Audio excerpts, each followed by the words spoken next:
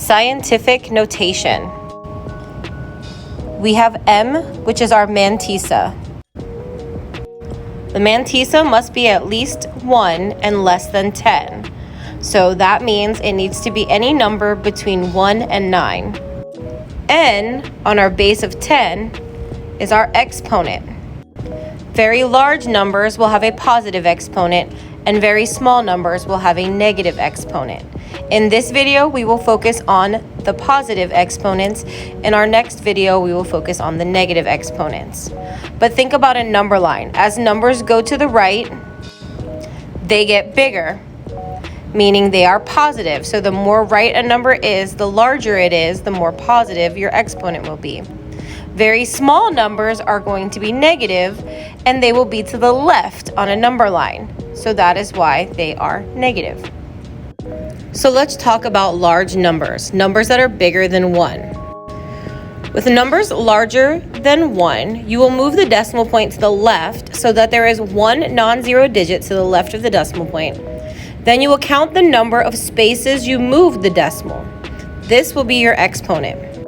Remember, if there is no decimal present, it goes at the end of any whole number.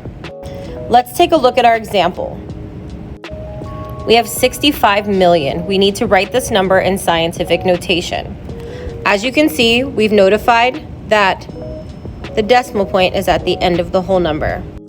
The decimal has been moved 7 times so that we have 6.5. There is one non-zero number to the left of the decimal point times 10, and we get our exponent of 7 from the 7 spaces we moved. Let's do another example. The decimal point is at the end of this number. We need to move the decimal point all the way till we only have one number in front of the decimal.